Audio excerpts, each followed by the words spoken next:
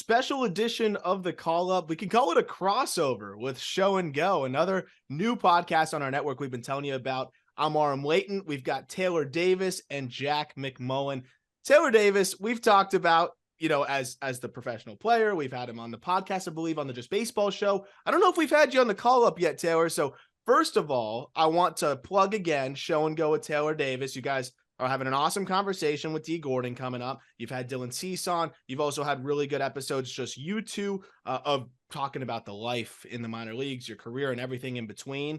But we're doing a 2018 redraft. So I'm really excited to get into that because this is going to be a really crazy episode. But first and foremost, how's the new podcast been going, Taylor? And I've really enjoyed listening to it. It's been awesome to see the audience quickly grow. Yeah, it's awesome, man. I've been having a ton of fun. I think the reactions that we're getting are great. I'm excited to see how big we can get. I really want everybody to hear the story. I think we've got some cool stuff to talk about, and I really want my story to get out there. I think it's fun. And Jack, so we've done the redrafts. Taylor caught wind and said, "Man, I need to get in on this." Which get me in there. Awesome. So we're doing a 3-way draft here. And this is a really difficult one because you've got a combination of prospects and big leaguers and varying big leaguers. So this is not only an assessment of prospects, it's an assessment of how do you value this really high level prospect versus this pretty good big leaguer. So it's going to be a whole balancing act. Jack, we've got the big boards. You put a lot of names together for this, but how did you feel in your preparation? How did this draft stack up to the other redrafts that we've done already? So after the first round, I was like, this has to be one of the worst first rounds of like the last couple decades. Like this first round kind of stunk. We've got guys that are nowhere close to Major League Baseball. We've got guys that have gotten up to the big leagues that are hitting $120, $150. And then we've got guys that are kind of flaming out as prospects. So when I got to 30, I was like, oh man, I mean, this might be a dud. This might be a stinker. And I know this is probably the last one that we can go back because 2017 and before that, a lot of these guys are established big leaguers. That's more just baseball show content. But this is the last one where we have real prospects like a Grayson Rodriguez or Tristan Casas. And then all of a sudden I get to pick number 31, like pick number 1 of the competitive balance round A. I'm like, oh, wait, hold on. Shane McClanahan went here. And then I keep on going, and it's like, oh, yeah, Stephen Kwan went in the 5th round. And then Alex Vesia, who's a legit setup guy, went in the 17th round. There are so many gems later in this draft, which totally hedges the suckage of the first round. Yeah. I think that like this draft is a testament to how hard baseball is. Yes. But 2, like how hard scouts, like being a scout is. This is, guys obviously work their entire lives to pick in the first round. I think me and Jack talked about this last week, that the first round for so many teams is so vital, not for necessarily like just for the name, but like to get that player. You're getting your first choice, and the guys at the top of the first round, you don't get that opportunity very often, especially if you plan on being good for a long time. Those teams that have done it, the teams that right now, like the model is to do that, 4 times? You get those top 5 picks 4 times, and we're going to go. So you can't miss those 4 times. And if you do, it throws that entire model out of the window. So like you said, and you look at the 5 teams that are in the top of this draft, like it's interesting. It's interesting where they're at. So Taylor, I mean, real quick before we get into the mock draft and get into everything, right? Like what's amazing is in this draft specifically, I should say redraft, it's mostly, like Jack said, a lot of the impact guys weren't in the first round. And I always talk about international free agency of like playing the percentages. We just went through the Reds farm system where their number 1 prospect far and away, and the biggest alien potentially that we've seen in baseball maybe ever, was a $65,000 international free agent. We've seen the $4-5 million international free agents that, don't even sniff AA at some points or even put up good numbers at any point in their professional career. You were a guy that was drafted 49th round right out of high school. And then did you not sign drafted as an undrafted free agent? Yeah. And you have big league service time, right? Like that's something that like very few guys, you hit a grand slam. Like you've been up in parts of several different years, something that thousands of dudes drafted ahead of you will never be able to say and will never be able to do. Like, what from your experience, just how much of that is like a microcosm of the entire, just how much of a crapshoot the whole draft process is? Yeah, it definitely can be. I think one thing that just like sticks out when saying that is just go out and play. Like, if you're a kid, go out and play. Like, if you're a good I tell people all the time, if you're a good baseball player, you get found. Don't stress out about going to a Power 5. Don't stress out about going to a D1. Go play. All you can do is be as good as you can wherever you are. I had a conversation. I remember having a conversation with, this is really interesting. This is like a deep dive, but like I remember having a conversation in the clubhouse one year with somebody talking to Ryan Mountcastle. And they were talking to him about, this was before he was a big leaguer. And if you followed Ryan Mountcastle, the year before he got to the big leagues, he was the 19. He was incredible. He was the MVP. He was the International League MVP.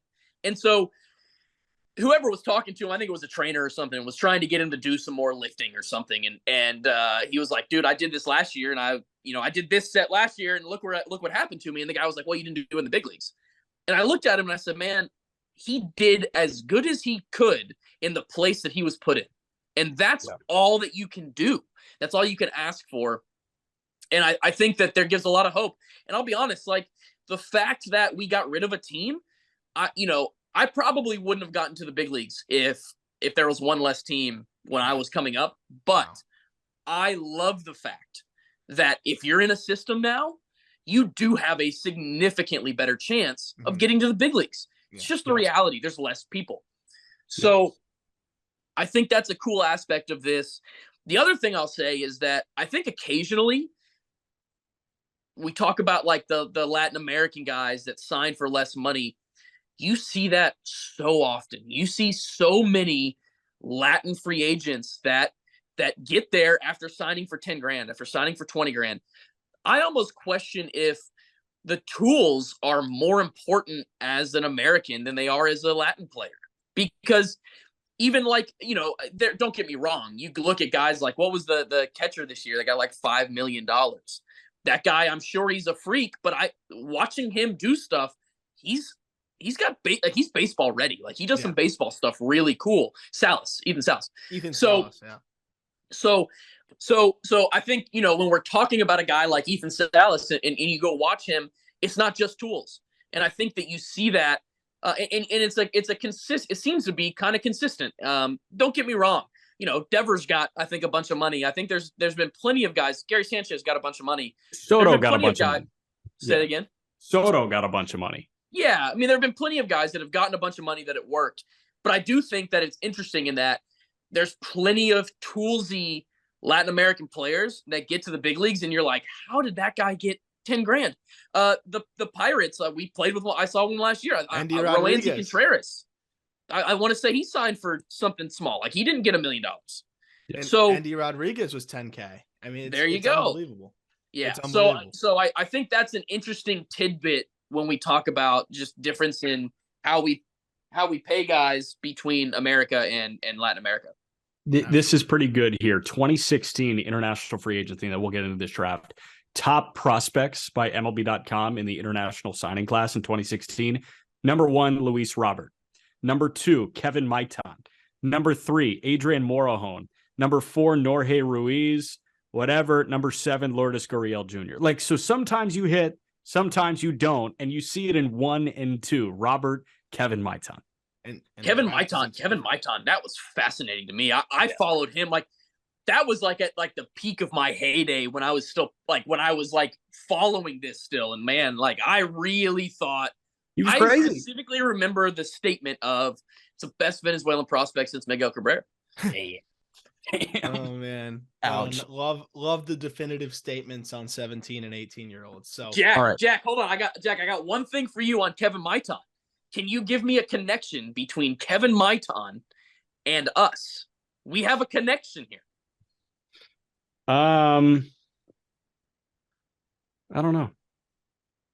Kevin Maitan signed with the Atlanta Braves that year. That was the year that the Atlanta Braves got in trouble. That's right. They got dinged for spending over, right? They went over their allotted bonus pool or something significantly, and they tried to hide it. The guy that did it just got reinstated. I believe that was the guy that just got reinstated. Okay, so now can you give me the connection, or are you still missing it? I'm missing it. Ji-Hwan Bae. Oh, that's right. That's right. Good call. Oh. Who, just for the listeners, if you're a Pirates fan, you're a South If you're Korean a card fan, collector, that's the thing. Card collector, hop on Ji-Hwan Bae. I am as big of a fan as Ji-Hwan Bae as anyone you're going to find as a person, but I really think in the minor leagues, you've seen him do a lot of really good stuff. He can really run, he can really defend, and he's hit for average. Yeah. I believe, and I've told him this, he's a guy to me that when he gets to the big leagues, he's going to figure out how to pull the ball, and he's going to hit homers. I really think he's going to be a guy that's got a chance to be like a 20-40 guy. Interesting. Wow. Well, all right. For those who don't know, again, this is coming from somebody that was literally his teammate last year. So if you enjoy this conversation right here, that's a little sample basically of Show and Go with Taylor Davis. Go check out that podcast. It's part of the Just Baseball Network. You ready to go into this redraft? Yes, I'm on random.org. I just did a list randomizer of our 3 names, and here's the order, and we'll go snake, right? So 3 is going to be 4. Aram, you get the first overall pick. Taylor, you get 2. I get 3. So I pick in the middle every time. In the middle every time. You got the short end of the stick. Welcome to the call up. I was really hoping I didn't get the 3rd pick. That's a headache right there. So I won't waste any time. Number 1 pick, it's very easy, right? It's Shane McClanahan for me, right? The previous pick was Casey Mize, and Casey Mize is recovering from Tommy John surgery. He's battled arm issues really since he was drafted. Obviously dominated at Auburn. We talked a little bit about it before we recorded. The splitter guys, especially when that's like your calling card, is a little risky. And look, it's not to say that Mize is bust, but I don't think there's any way that he's going in the top 10 of this redraft with all the other names we have. Shane McClanahan dealt with a little bit of a shoulder issue last year, but when he's healthy, he is one of the best left-handers, if not the best left-handed pitcher in baseball. Very clear. He came back after that injection and looked really good at the end of the year last year, so he should be good to go this year. This guy's special, and it's a no-brainer here of we might not have seen the best of Shane McClanahan yet, and he's already still, I think, the best player of this group, which is saying a lot because there's some pretty good big leaguers that we're going to get to. Absolutely. And I mean, outside of maybe Wander Franco, like he's probably the best player on that team, right? Yeah. So that's saying something. You're the best player on the Rays in the AL East. That's impressive. Absolutely. And Jack, you have picked Taylor now. No, I do. Number 2, which was previously Joey Bart of the Giants. I've always been lower on Joey Bart. I still think he can salvage a big league career with his tools, with the raw power and some defensive tools that he has. But I don't think you're sticking with Joey Bart here at 2. I'm not sticking with Joey Bart. I am. This may surprise you guys a bit. Maybe, I don't know. I'm going to take a guy that was actually taken pretty high, though. I'm going to go with Jonathan India. I like India at 2. And I'll tell you why. He's a second baseman that hits. He really hits, and I like India. I do. I think that even with the slight downturn, you got the injury stuff, I like him. I'm gonna plug him in there because he's an overachiever at second base. For that, give me Jonathan India, and he's done in the big leagues. And 3rd, he does it in a great park. Jack, any wow, thoughts? I love it personally. Like, I love both of your picks. Shane McClanahan's my favorite guy to watch in Major League Baseball. Like, I've told both of you that. I mean, that guy's awesome. India, he was what, plus 4,000 win NL Rookie of the Year, the one he won NL Rookie of the Year. Like, he had an underwhelming minor league climb, although it was relatively quick just because he was an advanced college bat when he went top 10. India went 5th originally to Cincinnati. I like that you go India here because the bat is always going to play.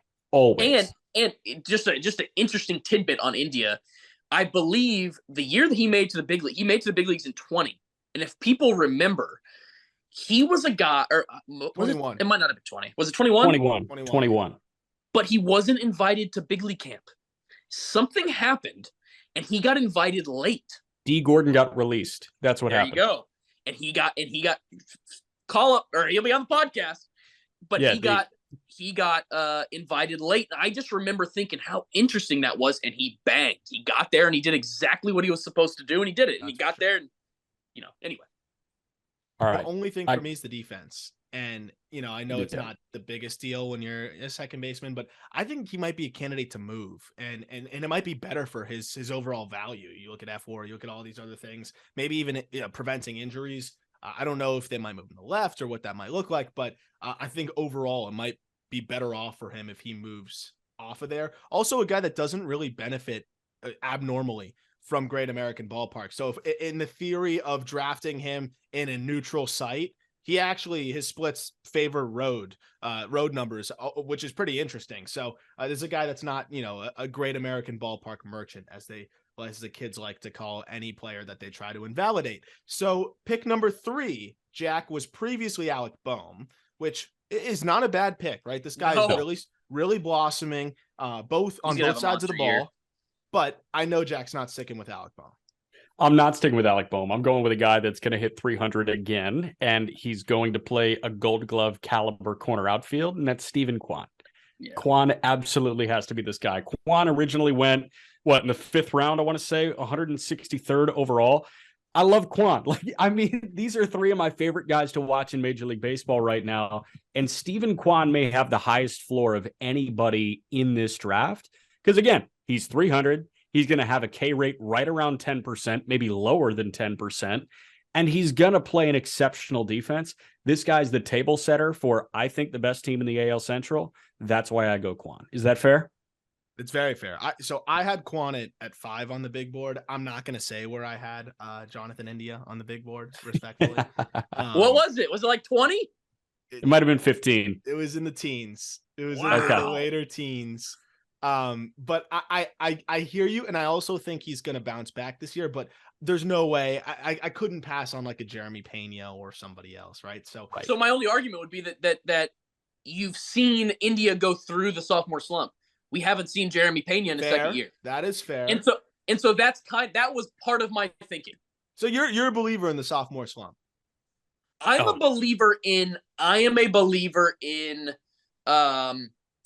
the league adjusting to you. I think the league adjusts to you, but I'm also a believer in sample size. I want sample size. And so, yes, I do think he struggled, but I don't think the rookie year was a fluke either. And that's coming. I called a game against him. I caught a game against Cincinnati, and I think that's real. Plus, honestly, the fact that he's playing second base helps me there.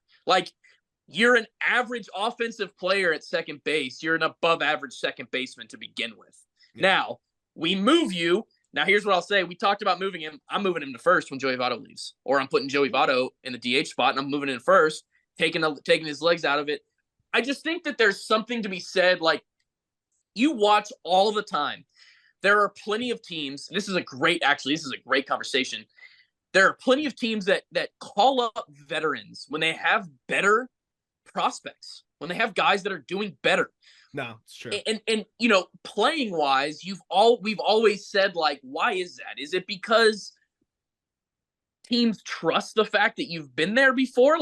Do they think that guys are going to freak out when they get to the big leagues? And I don't think that's the case, but I do think it does something to a player. And the fact that a guy's been there, Jonathan India, carries himself really well, that team trusts him. I think there's something to be said about that. I totally hear you, and you can't deny a player's perspective on stuff like that. So you're not going to regret the India pick. That's for sure, right? And I'm going to be the prospect guy that's always seeking upside because that's how I'm hardwired. But you know how difficult it is to field a roster that's safe and can contribute in any way. But that said, I'm going to go safer here. And Logan, hold on, no, it's my turn. 4, and then it's me. You're 2 picks away, kid. Okay, I forgot it's Snake. It's Snake. Yeah, right? Get your head out of your ass, baby. Man, I'm eager. All right, go ahead. So the last pick was Nick Madrigal. And it's perfect for you, Jack, because I figure you're going to want to keep this pick, right? Yeah, I'm sticking with the pick. I'm sticking with the pick here. No, I got to go with a guy that, like there are a couple arms that I'm considering right around this point. One of which I think would be a reach, but I'm totally sold on what he did in his first year as a true starter. But I'm going to go with another guy out west that took a massive step forward in his sophomore year, and that's Logan Gilbert. Gilbert originally went 14th. Gilbert had a 3.2 and 185 innings. He gets better than that. I think he's a 200 inning guy this year. I totally agree. I was actually, honestly, I was between India and Gilbert. I really thought about taking Gilbert there because I believe in him. I think that plays in Seattle. I'm with you there. Cool. He's got the invisible fastball that, and the velo got better and better as the year went on. He's got multiple, and he doesn't have to be the ace. Yeah, you know, he doesn't have to be the two. That's what I mean. Like, I think, like, you know, he's gonna get drafted in this, but like you talk about a guy like Joe Ryan, like the only issue there is I feel like there's occasionally going to be the thought for him that he needs to be the guy. Like, when you think about Joe Ryan and the stigma that's put on him and the fact that Nelson Cruz got traded for him, like, he's going to have that. And there's, once again, I do think that there's something to be said, depending on the person. I don't know Joe, but like, depending on the person, you can take that one way or another, and that may hurt him or it may help him. Yeah. Absolutely. All right. I'm gonna shock the world here. Like you didn't with India. Yeah. Like I didn't with India, but I'm gonna shock it again. Because I've caught the guy and I truly believe he's going to be a number one. I'm going to take Grayson Rodriguez here. I really think Grayson is a number one on a winning team. He is as put together. Like, you know, the first time I met Jason Hayward, I called him Create a Hayward. Like, when you created a player in you know, your video games, you created a 6'4" lefty with good power, a good arm strength, and a really good defensive player. I think that Grayson Hayward, if you created a pitcher on a video game, Grayson Rodriguez. And so, you know, for that sake, I believe he can be number one. I'm taking him. I would have taken him if you didn't. The previous pick was Jonathan India, who's off the board, right? The original pick by me. And that's a great pick at 5. But Grayson Rodriguez, I mean, dude, it's and he lost a little bit of velo, battled a little bit of injuries last year. I think he's going to be 100%, you know, as we get into this year. But you look at the 2021 numbers, he sat 97 with the fastball, crazy whiff rates on it. He locates it well, right? The changeup is one of the best in the minor leagues. And before we go on to the next guy, I want to take advantage of the fact that you caught this guy.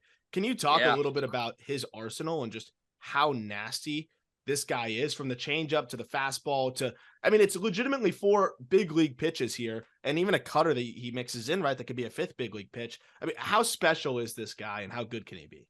He's as special as just about anybody that I've ever caught. Wow. And I'll tell you this, on top of the stuff, you know, you talk about the 4 pitches, he's a big dude. And on top of the fact that he's a big dude, it looks like he's dropping the ball in the catcher's mitt. Like, the ball is getting thrown and you have less time to see it. Like, it's a scary at bat. He's a really big guy. The presence on the mound is impressive. I would compare the presence on the mound to this is a big thing, but like not necessarily mindset, but like just visually, like a Max Scherzer. Like, he's a really big guy. So, and he's getting rid of the ball really close to you. So add really good stuff to that, you got a really good combination. Yeah. And we've been big fans of his for a long time. It feels like he's been the top prospect in baseball forever, until maybe someone as freaky as him, Andrew Painter, might be the only guy that could potentially dethrone him, or another freak like Yuri Perez. It's just a special time with some of the arms coming up here. So now it's finally me, right, Jack? Is that okay? Yes. Okay, there we go. It's your turn. Yeah, great. You got 2. Sure. Pick number 6 was previously Jared Kelenic by the New York Mets, infamously at this point. But obviously we're not sticking with the pick. Maybe a little while ago we might have. I did a 2018 redraft a couple years back. I probably took Kelenic somewhere in this range. That's not happening this time. And there's a few different ways I could go here. But ultimately, I'm gonna go with my guy Jeremy Pena. I know it's riskier, and there's some other options that I considered. There's some arms that I think are proven big league starters. There's a lot of different options here. But for me, it is so hard to find an elite defensive shortstop that also has any semblance of an ability to hit the baseball hard. And when you have a guy that has plus power and is an elite defensive shortstop, and you talk about the intangibles, Taylor, how about what this guy did in the big moments, what this guy did on the big stage? No doubt. And honestly, you talk about somebody that has pressure. The Houston Astros, who are as good as anybody at determining value and going out and finding guys, decided that they didn't want to re-sign one of the best shortstops in baseball The to bring Platinum this Glove guy winner. in. Yeah, the Platinum Glove winner and the WAR leader in Major League Baseball. We're not going to re-sign him because we got Jeremy Pena. And on top of the fact that we got Jeremy Pena, we're not even going to go sign somebody to be a stopgap. We're going to put you in spring training. You're going. You're there. But you know what I'll tell you, man? Like, that's how you give a kid confidence. That's how you get a kid going. That's a team that wants to win, that says, look, even if he struggles, I'm taking that guy because I'm going to let him ride with the team. We're going to win as a team, and you're part of the team. I considered taking Pena there. Once again, my only issue with Jeremy Pena, because you can't really have an issue, is sample size. He's done it for 1 year. There's been plenty of guys that have done it for a year.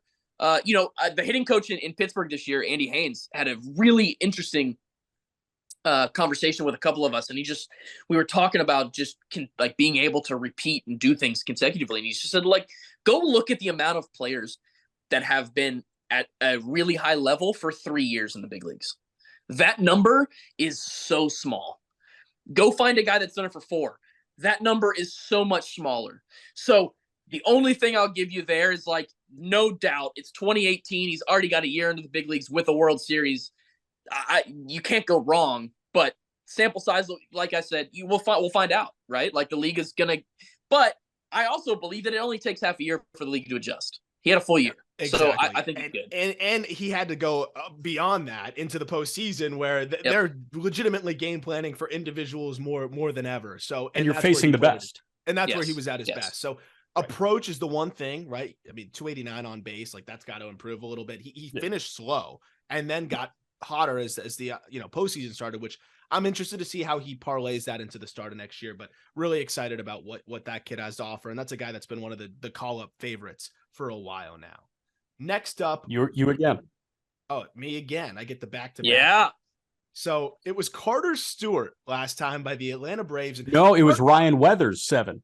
Oh, sorry. 7 is Ryan Weathers. Excuse me. 7 was previously Ryan Weathers by the San Diego Padres. And what a roller coaster ride it has been for Ryan Weathers, a guy that got fast-tracked to the big leagues, kind of looked okay, looked pretty good. And we're thinking, oh, this might be the next rotation piece. Really struggles, battles some injuries, then goes to AAA and gets shelled in AAA. He was one of the worst qualified pitchers in AAA last year. So it is a head scratcher right now, to see a guy have some success at the big league level and then not be able to really look like anything close to what we saw at the AAA level after being fast tracked. So obviously not sticking with the Weathers pick there, though, there's still reason to believe in him and reason to have some hope there. There's a couple directions I could go here. And I have 2 guys at the top of my big board that I am stressing out about a little bit because I could go a few different directions, but I'm going to go with a guy that I think is really starting to put it together and I think is a very, very intriguing arm, and it's Brady Singer. Brady Singer is my pick of the Royals. He has defied all odds in that organization. Okay. Hold on. You're talking about a first rounder defying odds? No, well, a guy that went to Florida that was a first round pick. So I to back up Aram here, he's defying odds because the situation that he's thrusted into, it's not easy to get better as a pitcher in the Royals organization. Over the last couple of years, it's not easy. Name me another Royals developed pitcher in the last 5 years.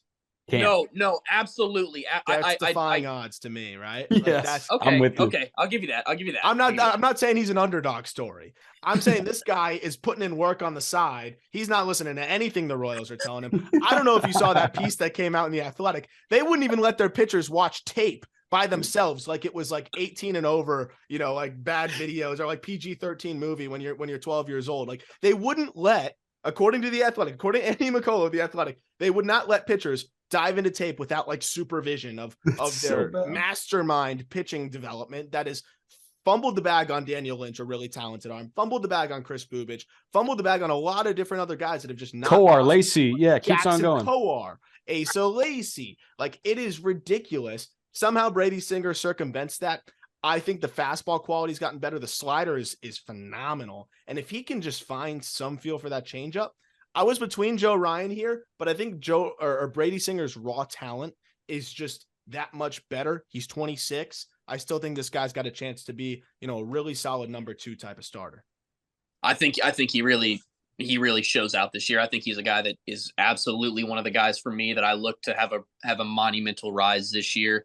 I think pitchers in general, like when they get more comfortable, they you set into games, man, it can really get impressive.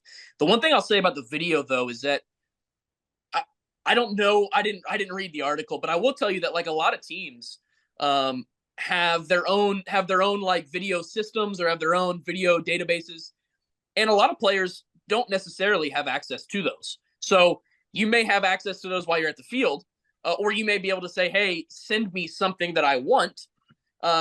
But that's not super abnormal that like I can't sit at home and just watch video after video after video. Fair. Interesting. So the next yeah. Who was Carter it? Stewart. This was Carter Stewart. Carter Stewart. So Carter Stewart, before I let you make the pick, Carter Stewart is in Japan, right? Yeah. And he pitching well. He was drafted a couple times, or at least drafted once, and there was, what was the issue? There was something with an arm issue that was really impacting his velocity, spin rate. So he goes to JUCO, doesn't like what was on the table for him after the JUCO year, and takes the opportunity to go pitch in Japan and signs. What was the deal that we found out? It was 6 4 to 7. years. 6 for 7. 6 years, $7 million, which, hey, that's guaranteed money. That's more first than overall whatever pick. he was being first offered. overall pick money. More than whatever he was being offered signing bonus wise, obviously. So that's what he took, advised by Scott Boras. That's not going to be the pick here. So what is the pick? This one's a little tougher for me. This is going to go to like me taking the established guy, but the one guy, and I think a lot of people see this guy as a guy that's going to make another push this year, but he's not too far away from getting paid. I'm going to take Nico Horner right here. Yes. I'm going to finish my infield. I was stunned that he fell to 8. That's who I was between. Yeah. That's who I was between, was Brady Singer and Nico Horner, and I just went with the arm. But I would, Nico to me is a guy, one, got rushed, right? Like that guy got super rushed. Like I remember when somebody called me, because I got called up in 19, and somebody called me, goes, dude, they're calling Nico up. Like Nico wasn't in AAA with us. It's crazy. But Nico's a guy to me where me and Jack had this conversation about, like, I think that in the long run, when we look at there may be some prospects on this list that end up being better players than Nico Horner. But I think that what Nico Horner has shown that he can do in the big leagues makes him that valuable. Mm-hmm. And I think that that's where I go, okay, I'm going to take the established guy. And I don't have a lot to say negative about Nico. I think there's some power he can add. It'll be interesting to see, he's going to play second, right? Yep. He's going to play second every day. So, it's going to make it easier. But the other thing that does is, like, you're putting a true shortstop at second base, and you're talking about it in a situation where you're getting rid of the shifts. The athleticism is going to come back. I really believe for baseball fans, it's going to be more fun to watch baseball because of that. Also, add into the fact that up until this year, you've been adding more sinkers. Sinkers have been coming back. I don't know if that'll happen with no shifting, but if we continue seeing sinkers coming in, we continue seeing this athleticism, I don't think I can go wrong there, but I really like Nico Horner right here. It's the Pena effect, right? It is the Tommy Edman effect. Nico Horner immediately becomes Tommy Edman. one of the best second basemen in the game because he is 3 wins defensively already. Yeah. Yeah. And so here's some important data notes. And honestly, like I almost kind of wish I took Horner. It was tough because it's like second baseman versus potential number Pitcher. 2. But 93% zone contact is elite. And yes, he could add more power, but guess what? The last 2 parts of seasons combined that he played, which was 92 games, 44 games and 48 games, he had 0 home runs. He had 10 last year in 135 games. Like if he's 10 to 15 home runs with all the things that you mentioned, with the elite defense, with the ability to steal 20 bags, doesn't ever strike out, it just does all the little things. He's a smart player. You know what you're getting, and it's a really, really solid player. But the ceiling isn't that low, right? Like we're still seeing a 25-year-old guy that you mentioned getting rushed, getting better and better. And in a world of unknowns in the world that is baseball, which is basically just unknowns everywhere, Nico Horner is one of the few guys that it's not too unknown. You kind of know what you're getting. You know what you're getting. Yeah. Hey, we can move to 10 because I'm sticking with the pick at 9. So the pick at 9, for those who might not remember, he's a pretty good quarterback, Kyler Murray. Kyler Murray was not only drafted by Oakland, he signed. So they don't get a pick back. And that's the worst part about it is that's it. Like, oh, congratulations. You still own the rights to Kyler Murray. So if Kyler Murray says, screw this football thing, Oakland owns the rights to him because they signed him to the deal. So they don't get money the back, pick though. back. They got their money back. No, I think they got part of it back. I don't think I would assume they got the majority of it back. But even then, I want the pick. It's a number 9 pick. It sucks. Hey, there are plenty of teams. This is a really interesting point to actually. It's great for the call up. I know for a fact that there are teams that value draft picks higher than they value lower level major leaguers, because there are teams that will trade now. That you can trade those draft picks. I will trade my 25th guy, 26th guy on my roster to get a draft pick. So you're not compensation pick. Yeah, you can. Yeah, we just saw it happen with Waters. Yeah, Drew Waters traded. Yeah, for a compensation pick. The Marlins, absolutely. The Marlins traded their comp B pick. I believe 71st overall was used on Judd Fabian. They used that as part of a package, but that was the main piece to go get Cole Sulser and Tanner Scott. So I hope that baseball eventually allows trades of more picks because I think it adds a fun wrinkle to it. So I do too. Number 9, you're not sticking with the quarterback, obviously. So who are you going with? I'm not sticking with the quarterback. I'm going to go with an arm. That's not Joe Ryan. I'm going to go with an arm that had a 2.84 ERA in his second major league season as a part-time starter, part-time bullpen guy, gets moved, all of a sudden becomes a 3 in one of the best rotations in all of baseball, had a 2.8 ERA in 28 starts this past year, under 2 walks per 9. Drew Rasmussen was originally taken in the 6th round. I think Rasmussen is a meteoric arm. I think he's going to have an incredible season. And that front 3 of Glasnow, McClanahan, and Rasmussen is going to be really hard to get through on a weekend in the Bronx. And the funny thing is, like, Glasnow is the 3 in that conversation to me. And not just because he got hurt. Like, McClanahan is better than he was. I think that, and I'll just say, I've never faced Glasnow. I've faced Rasmussen, and it's real, man. That is a tough at-bat. Yeah, I'm excited, man. I think he's due for a mega breakout. What's crazy, I think he's the oldest guy that we're going to discuss on this list. He's 27 years old. So clearly over the hill, but no, that's the craziest part is like the wrong side of 25. 27-year-old is some guys that are still prospects, but Rasmussen, another Rays success story. And as you mentioned, Taylor, like the stuff was always there. But it seems like it's all kind of come together for him in Tampa, and he looks like a legit middle of the rotation option for him. Next pick was Travis Swaggerty, a guy that both of you are familiar with. Yep, obviously. Jack's keeping him. Jack's keeping him. We can just move to 11 here. Because if Jack doesn't keep him here, he's going to have to talk to him in the locker room. The minute we get off this podcast, if he doesn't keep him at 10, I'm texting Swags. I'm saying, Swags, bro, you're going to have to go talk to Jack, man. Good speed, good power, Jack. I'm going to be such an asshole right now. I'm not taking the pick. I'm sorry.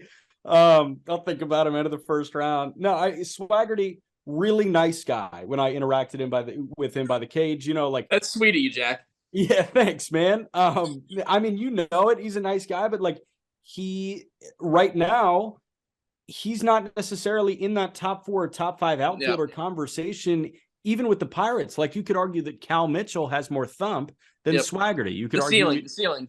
I think he's got a higher floor than Cal, but he's got a lower ceiling. Yes, 100%. So I'm going to go with a guy that originally went third here. I got to go with Bohm now, because I called him a breakout candidate on the Just Baseball show last week. I think Bohm is due for a power surge after almost finding that middle ground this past year. Like, he kind of stunk it up in 21, and then in 22, he had a really rough start. He bounces back. I think this guy can actually tap in to what made him the 3rd overall pick in 18. I look for him to have a big year. And, like, you know, I've always said that, like, watching guys go through adversity, I think you learn a lot. And, man, you're not going to go through much more adversity than what Alec Bohm went through last year, dealing with that statement that he made on the field. So he owned it, though. I'm with you. Owned it, which was awesome, and the Philly faithful rewarded him for that. They said, hey, we've all been there. We've all said things we don't mean when we're upset, and they rooted for him the rest of the way, and I think that really fed in. The reason why I do believe Alec Bohm can, and he is the epitome of why we look at 90th percentile exit velocities.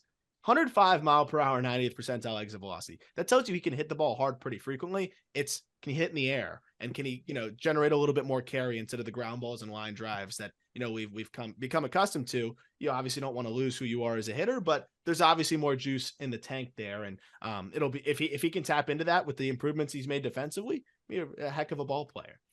Yep. Pick number 11 was previously Grayson Rodriguez. He is long gone, and what a pick that was by the Baltimore Orioles. Obviously, you can't stick with the pick here. You would if you could. Who is the selection? I am going to take a guy here that I probably wouldn't normally have taken based on my previous statements, but social media has talked me into this. I'm taking Lars Nootbaar right here. Yeah, yes. I believe in what everybody's saying about him, but the reality is I do think he's just a good all-around baseball player. I don't think there's anything that stood out to me when I saw him other than the fact that he's a good player and he's getting a good opportunity on a really good team. And I think that one thing I was going to say about Alec Bohm, but I think Nootbaar is going to be an extreme example of this also. You're not going to be even the top 3 hitter on that team. So guys are going to pitch to you. You're going to get pitches to hit. And I think that there's something to be said about that. Left-handed bat. Pretty good bat to ball skills. They continue to get better. Hits the ball hard. Talking about 90th percentile exit velocities. This guy's got a 106 plus 90th percentile exit velocity, and he can play all 3 outfield spots. Like, this is a really well-rounded player that I am buying the hype. I think it's gotten a little bit. I love that you mentioned the social media thing. Like, it's become almost like a popular trendy take that's become he's almost trendy. Overrated now. He's almost overrated now, which is a shame. No, but he was right there. Like, just for transparency, I was probably taking him next. He was right there on my big board. That's right. Ultimately, so I go in the teens with my first, and I've killed it with my next. Yeah, no, now I like it. You went like a little bit rogue in the beginning, but then backed it up with some sound reasoning, and then now I'm all in on these other picks. First impressions are everything, though, and Taylor failed the first impression. All I gotta say is one of you two is gonna have Nick Madrigal playing second base, and I'm gonna have Jonathan India. Yeah, that's fair. Right. It's probably gonna be Jack because I know he's a big fan of his. One of the best picks in White Sox history there at 4. So number 12 was Jordan Groshans by the Toronto Blue Jays. He's now with the Marlins organization. He's gonna have a chance to compete for some at bats. Like, this is a great bat to ball guy, but no power, as Taylor Davis leaves the YouTube video. That's awesome. I came back. It's okay. But I don't think I'm going to stick with the pick here. Groshans, again, good bat to ball, but no power, not very fast. I don't think he fits the third base profile, more of a second baseman. But we'll get an opportunity to play a little bit with the Marlins. I could go a few different directions here. We've got like a pretty established dude available, like a Tarek Skubal or a Joe Ryan. And established is relative here. But then you got some really exciting prospects like Tristan Casas. I think I need to put my money where my mouth is on Tristan Casas and fully roll the dice here, because this is a kid that, yes, we're talking prospects, but this is somebody that we got a taste of what Tristan Casas at the big league level looks like. And sure, the batting average wasn't great. he commanded his at-bats well. He showed the power. He took Garrett Cole deep. Talk about a kid that is not fazed by the big moments. This is a really, really special talent. He's one of my favorite prospects in baseball offensively. I think he's going to be an absolute menace in the AL East for a long time. It's bat to ball. It's big power. It's a good approach. And he's a good defensive first baseman. I'm going to go with Tristan Casas here with this pick. It's difficult because I hate passing on some of these other exciting players, but I'm going to go with the upside here because I think of the remaining names, Casas has the most offensive upside by a good margin. Yeah, I mean, he's got 30 homer upside, right? Yeah, like at least. You got to take a 30. Get on base upside, hitting 300 upside. Yeah. Right. And he's already there. He's at the big league level. Has he gone through a legitimate sample of big league ball? No, but he's already there. He's there. And the only thing I'll give you is that my question mark, there's 2 question marks with Tristan Casas for me. One, I will never, I used to, but no longer will I underestimate or value how hard it is to play in those markets. Yep. Playing in Boston, playing in New York. Look, I think people make jokes about it all the time on TV. Like, that guy's playing in New York. That is harder. It is harder to be a really talented athlete in those markets. And I don't think there's a lot of them, but I think Boston's one of them. And I think that's one. The other thing that scares me a hair is the minor league numbers weren't that good. Yeah, he dealt with some injuries and, he was fast-tracked and, had the 2020 layoff. And I agree that the minor league numbers haven't been as good as you'd like to see. But this is a kid that I think is built for it too. He was committed to the University of Miami in 8th grade. I remember we played him in high school. He's younger than me by several years. And he was a freshman and he was already one of the leaders on the American Heritage team, which was loaded with a bunch of Division I and draft eligible guys. I think it all comes together for him this year. And he showed us flashes, for Team USA and some other spots there too. He hit a home run over 480 feet last year. It's just all got to come together for him. And I think this is going to be the year that it happens. Next, the only other, I will give you this one other piece because we just talked about this, but on that Boston team, it's going to be Devers and then him, right? Yeah, that is so if you're going to, once again, that's just another area where, hey, that's going to be tougher because not only are you in Boston, but you're going to be the guy. You're going to be one of the guys. So I think that adds to the difficulty. Absolutely. Next pick was Connor Scott by the Miami Marlins at 13. I don't envision him going in the first round here. But Scott, toolsy, Marlins really liked him because he looked like Kyle Tucker, Tampa guy, Plant High School. But I don't think the power ever really came. Speed didn't really translate as much as a lot, had hoped. And ultimately Connor Scott, probably not the pick here at 13. Who are we going with at 13th overall, Jack? As we get to a little bit of the prospects fringy big leaguer range. Yeah, I'm not sure because it's your pick. Yeah, it's your pick. Damn it, I keep forgetting. I was like, he was setting this up, and I'm like, man, what is he gonna do? What is he gonna do? So 13 is me. I'm running a really bad point guard right now. I love that it worked out where Jack got Nick Madrigal. I get Connor Scott.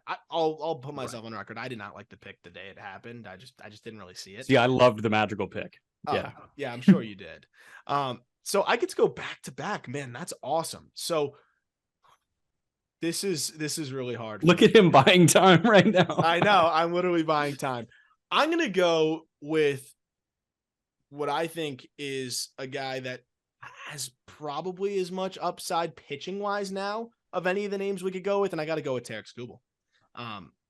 I love Joe Ryan. I really do. But there's a lot of dependency on a 90 to 92 mile an hour fastball that has a lot of ride and is really, really good in the data and shape department, which, we've seen a lot of pitchers get by with that, but I don't love the secondary stuff enough. A lot of the underlying data is not that great. Skubal, we got to wait for him to come back from injury. It was a little bit of a delayed thing. And then he finally got the surgery that he needed and we'll see how he comes back. But talk about an electric fastball, a nasty slider. He got better with the command as a lefty as the season went on, and as he got more experience. And Skubal could end up being, one of the better left-handers in the game with his ceiling. And I think that's too good of a player to pass on at this stage. So I'm going to go with Tarek Skubal at 13.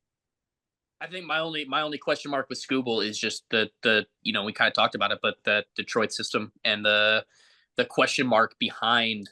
There's so many talented young arms that have gone through there, and in recent history, there hasn't been a ton that have had major success. That's my only question mark there.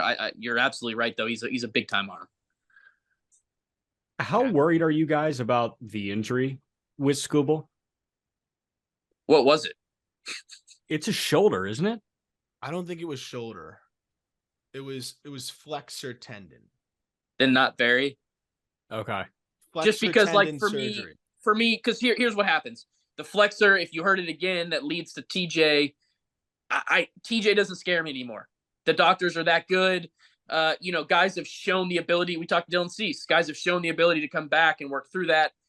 Tommy John just doesn't scare me like he used to. And so if it's his flexor tendon, if it's something that's going to lead now, if it's something that just continues and continues and continues, yeah, that's going to be tough. But if it's something that leads to something more, no, I'm not that concerned. I think that's why they bit the bullet. They stunk last year. It was nagging him a little bit. And instead of taking a month off or 2 months off and trying again, like, I think they were just said, you know what, let's shut this thing down and let's get right. And if it was a shoulder, I'm not drafting him. I'll tell you that. Yeah. I'm not touching him at this point if it was a shoulder, because he really needs that fastball, especially. He's not a guy that's going to get away with some diminished velocity. But the flexor being right, I think he'll be just fine. And it's a really good pitcher. It's similar, but it's almost the exact opposite of the Lance McCullers situation, right? Where the Astros didn't need McCullers, so they could just like shelve him and just let him get 100% right with a forearm thing. Exactly. With the Tigers thing, it's Scooble, like, we suck anyways. Like, we're not going to make a playoff push.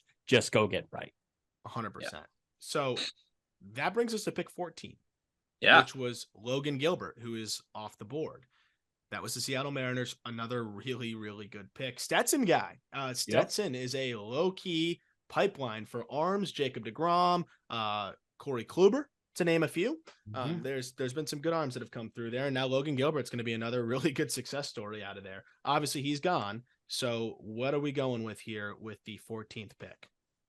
I'm taking your 90-mile-an-hour meatballs. I'm going with Joe Ryan.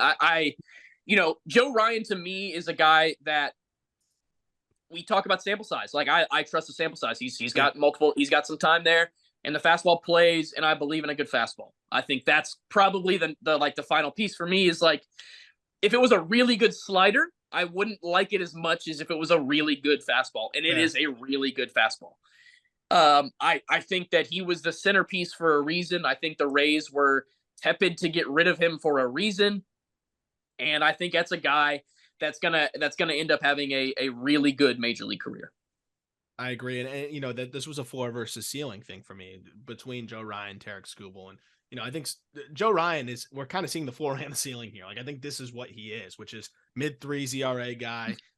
Maybe some off years, higher 3s, but he's just gonna give you quality starts. He's gonna be able to show some flashes where he strikes out 8, 9, 10 guys, but for the most part, it's just going to be quality start. Tarek Skubal, it's that upside, but the floor is way lower too. So it's that tough juggle there. But here's an interesting concept. Also, it's talked about more with relievers, but we can talk about it because of Joe Ryan and Skubal.